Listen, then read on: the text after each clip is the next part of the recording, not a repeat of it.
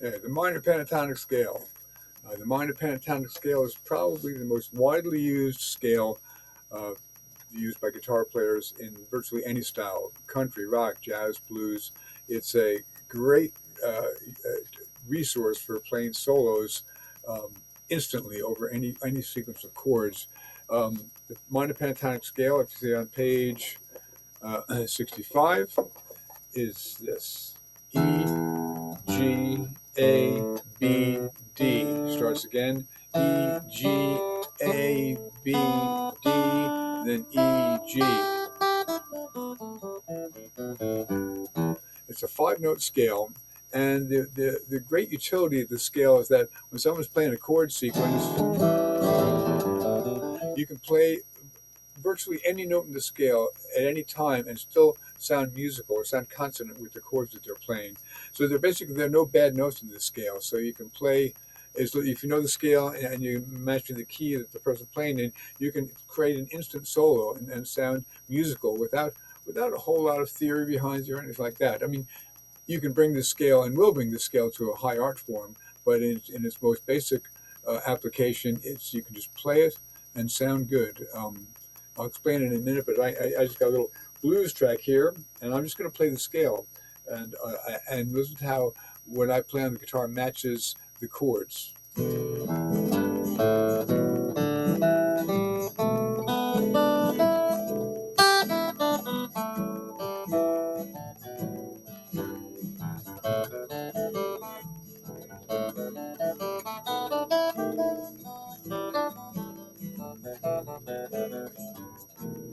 So I was just playing that scale, not playing any melodies extracted from the scale, just playing the scale in its pure form, and it sounded like I was playing a little solo over the chords. So the notes in the scale are, and if you look at the tablature and the little diagram that shows the fingering: open sixth string, which is E, third fret G, fifth fret A, second fret B, open D string, which is D, second fret is E, open G string, second fret A, open B string, third fret D, open E string, third fret G. So that's the scale you need to learn. Make sure you learn the names of the notes in it, because that's going to become very, very useful in a very short order.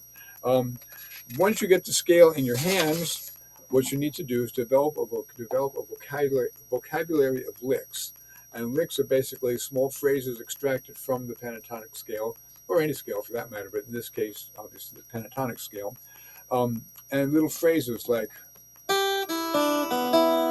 if you look on page 66, the first lick is, and every musician develops a every improvising musician develops a vocabulary of licks that they're going to take a solo in a song. They can draw from their vocabulary of licks. And sometimes when you're playing, you just make stuff up on the fly too. But everybody has their recognizable licks that you can identify the style with. So if there are 5 licks on this page, and there are a couple ways to play them. If you look at lick number 1 and see the count below it, it's 1 and 2 and 3, 4. So these are eighth notes: 1 and 2 and 3, 4. The last note is a half note, means it rings out for 2 whole beats before you start the next measure. 1 and 2 and 3, 4. 1 and 2 and 3. Now I have a little P over the first and third note. The P stands for pull off. And that's a technique where instead of articulating with your pick every note, you can do this. You can do a pull off. You hold your finger on the note, and you don't just lift your finger up, you kind of snap it.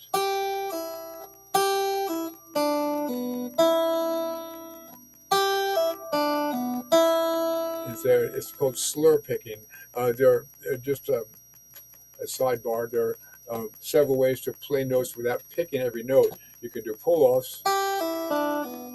You can do hammer on, which is where you play one note and you slam your finger down on the next note to create the same volume as the first note. So those are 2 good ways to get more color in your soloing. And with the pull-offs, you can also play a lot faster than you can necessarily with the pick. Um, Regarding the pick, when you're first learning all this stuff, using downstrokes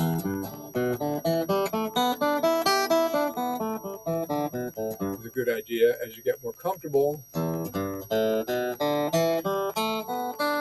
play alternate down and up strokes. And if you counted 1 and 2 and 3 and 4 and 1 and 2 and 3, the count is the downstrokes, the and was an upstroke. And if you play with alternate strokes, at some point when you want to play with some speed, that's the way to do it. You can only play, some players can play pretty fast with all downstrokes, but having that alternate picking at your disposal is very useful. So the 5 licks, and you could take just that one lick, and of my little blues track here.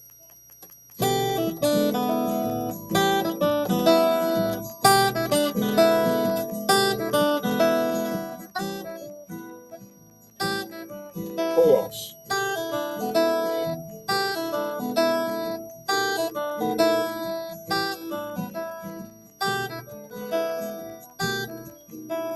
The second lick is 1, 2, and 3, 4.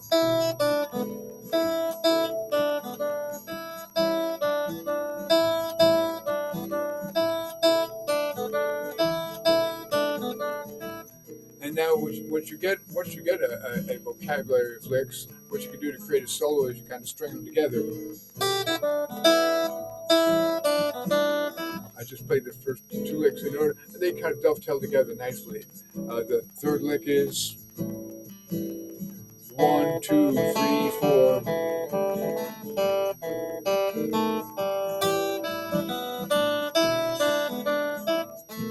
And so on. So these are this is a good way to start applying the pentatonic scale. A 12-bar blues is a great vehicle to use this, but you can use this scale over any chord sequence. It fits in almost any song. Now this is the minor pentatonic scale. A little later we'll explore the major pentatonic scale.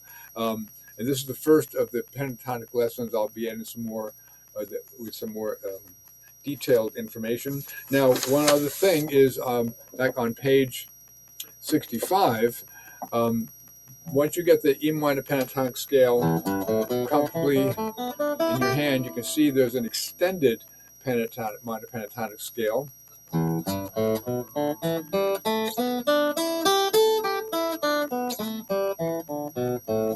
Which gives you a wider range of notes. They're still the same notes. I'm playing more notes here, but it's still the same 5 notes. E, G, A, B, D, E, G, A, B, D,